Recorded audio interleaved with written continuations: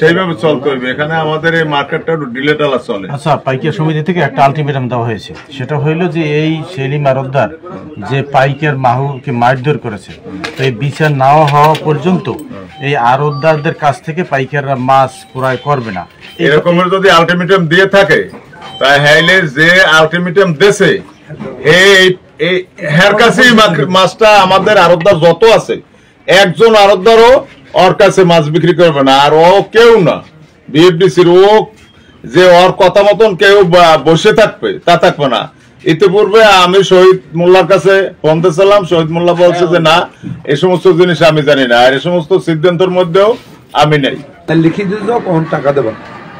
আমি আমার সভাপতির তখন ফোন দিছি যে তোমার টাকা পাবো কত, তুমি লিখিত রেখে দাও, ছেড়ে দেবো, যে লিখিত দিতে টাকা কখন দেবা।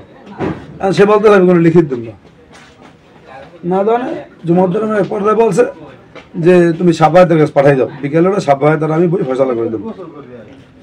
এই কিন্তু কিছু একটা মহল, এই যে সাফায়েত বলেন, এই যে আরবদার পাইকার সমিতি, এই সমিতির সাফায়েত শীত দুনিয়ার দেনা, দুনিয়া এমন কোনো লোক নাই তার কাছে টাকা পাবেন আরবদার সমিতিতে। সে হলে এক নম্বর একটা গুন্ড, একটা বাটপার। আপনি কি জোর করলে তার কাছ থেকে ইসলামের সই রাখছেন না? আমি কোন ইসলামের সই তার বলছি লিখিত দিত কখন টাকা দিবা। কিন্তু মারধর করছেন না? কোনো মারধর করিনি। মারধর করেন না, তার মারধর করবো কেন? আটকা ছিল কয় ঘন্টা? সে আমি নামাজ পড়ছি ততক্ষণ। সে তো বলছে 6 ঘন্টা না 5 ঘন্টা। 10 ঘন্টা বললেন, আমার তো কিছু করার নাই।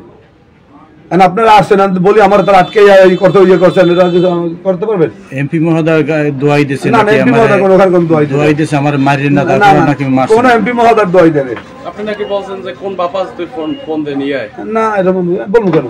আমি বলছি তুমি টাকা দাও, টাকা যদি করে তোমার বাড়ি টাকা থাকে বা কেউ টাকা দেবো, টাকাটা কখন দেবা একজন এসে বলুক, একদম তোমার যে একজন নির্ভরশীল লোকে বলুক যে ওই সময় টাকাটা দেবো। আমি একটু কম স্যার, ঘর থেকে মাছ কেনা বেচা করি আজ থেকে 12 বছর থেকে। আমি এক পর্যায়ে তার সাথে অনেক লেনদেন করছি, কোটি কোটি টাকার মাছ লেনদেন করছি। আমি লাস্ট পর্যায়ে আমি 1 লক্ষ টাকা তার কাছে দিয়েছি, সে নিয়ে গেছে, কিন্তু টাকা জমা দেয় না।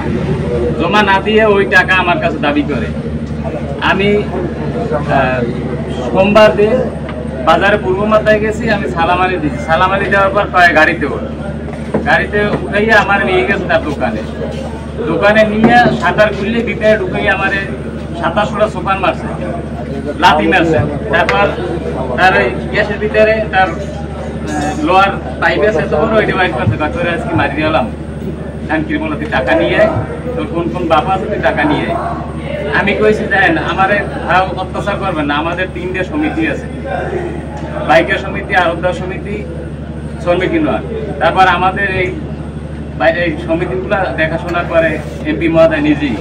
আমার যদি কোনো ভুল ত্রুটি থাকে তাদের কাছে বিচার দেন, আমার বিচার তারা করুন। আপনি আমার সাথে এভাবে করবেন না। তারপর ওই তার ঘরের 2টা লোক মারা ধরার পরে রাসেল আর আলামের ওগুলো রাখিয়া আমার কইছে, আমার ভিতরে রাখিয়া কইছে আরে ফ্লোরে হালাইয়ে পারাবি, আমি যতক্ষণে নাম। তারপর এই কইয়ে সে চলে গেছে বাসায় যাওয়ার পরে 1:30টার সময় আইছে, আমার 10টায় আটকে রেখে গেছে, 1:30টার সময় আইছে নামাজ। এই পক্ষে কেউ এখন কোনো ফয়সালা দেবে না। আমরা চাচ্ছি সুষ্ঠু বিচার।